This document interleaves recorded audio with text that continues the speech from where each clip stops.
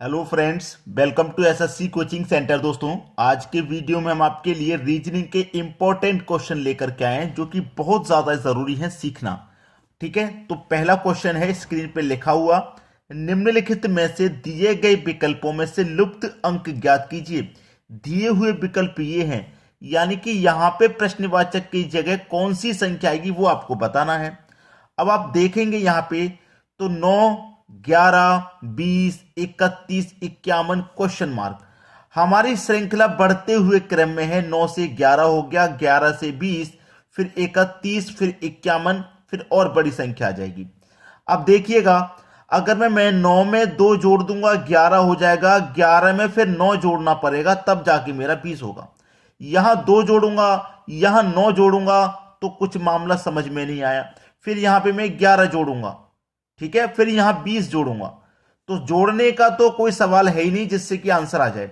लेकिन अगर आप एक चीज ध्यान से देखेंगे कि ये जो पहले की दोनों संख्या है इनको कर दो प्लस, यानी कि 9 को और 11 को मैं दोनों को प्लस करूंगा तो मुझे क्या मिल जाएगा? प्लस करने पर 20 मिल जाएगा, जो कि मेरी अगली संख्या है।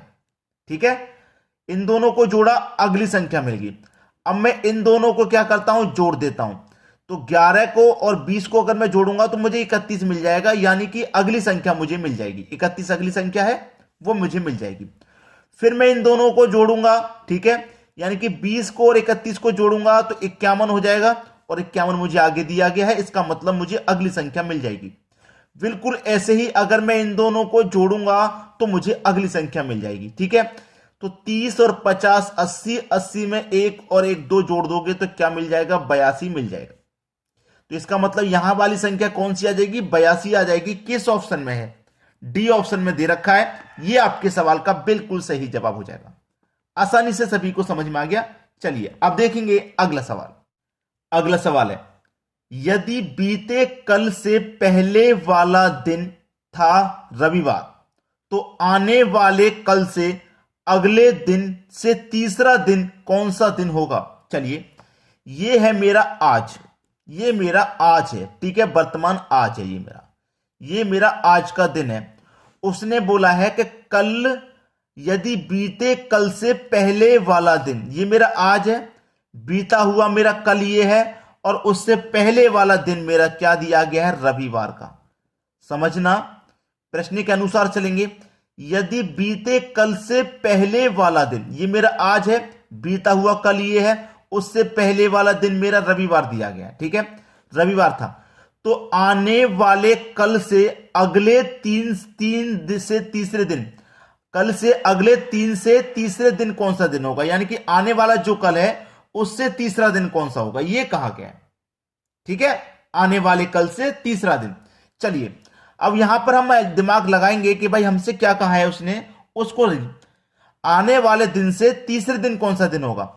ये मेरा आज है, ठीक है, ये मेरा आज है। उसने बोला है कि आने वाले कल से अगले दिन से तीसरा दिन, आने वाला दिन ये होगा, आज से आने वाला दिन मेरा ये होगा, आने वाले कल से अगले दिन से, आने वाला कल से फिर उसके भी अगले दिन से, ये मेरा आज है। प्रश्न के अनुसार चलेंगे, आने वाले कल से, आने वाला कल ये हो गया, फिर अगले दिन से अगला दिन ये हो गया, फिर तीसरे दिन, फिर तीसरे दिन, यानी कि पहला, दूसरा, तीसरा दिन, ये वाला दिन कौन सा दिन होगा उसने ये पूछा है। ठीक है, चलिए, ये मेरा रविवार है तो ये सोमवार हो जाएगा, ये मंगल, ये बुधवार, ये गुरुवार, ये शुक्रवार, ये शनिवार, और फिर ये रविवार, यानी कि रविवार का ही दिन हो जाएगा आपका आंसर, पहला ऑप्शन।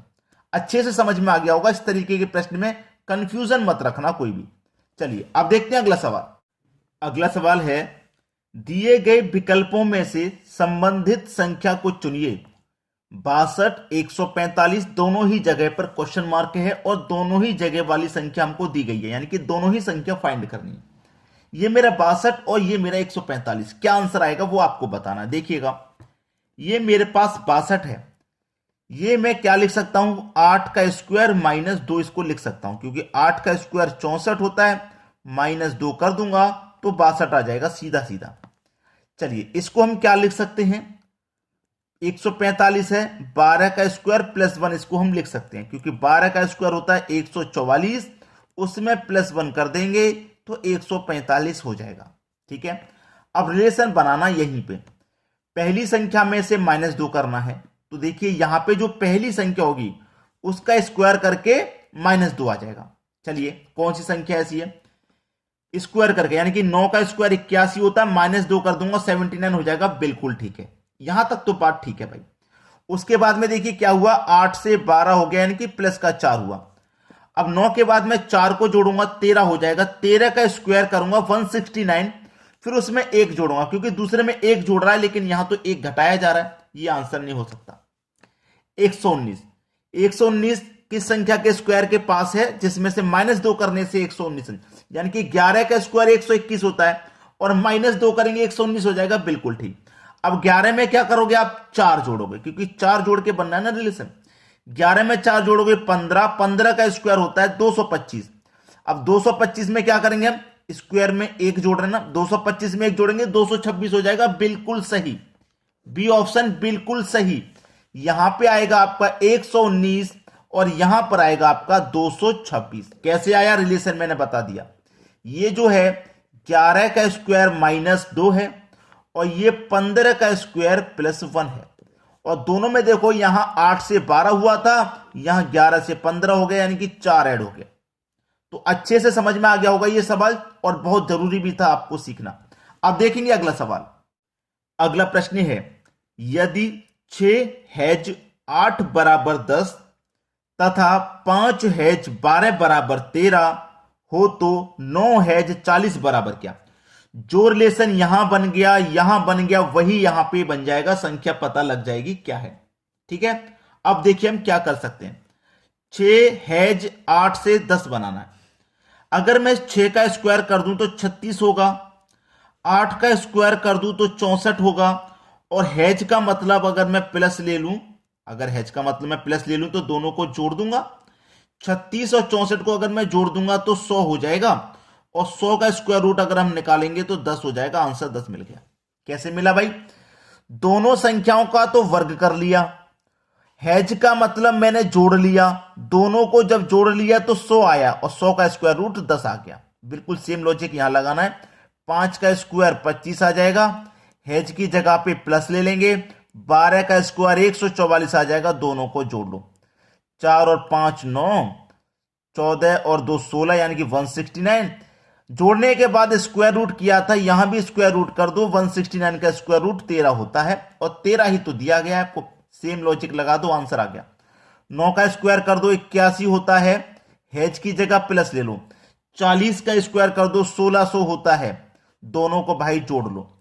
ठीक है, दोनों को जोड़ेंगे तो 1681 हो जाएगा। इसका स्क्वायर रूट कर दो, स्क्वायर रूट कर देंगे तो क्या हो जाएगा भैया, 41। ये आपके सवाल का सही जवाब 41 आंसर, यानी कि सी ऑप्शन बेहतरीन तरीके से आंसर निकाल लिया आपने।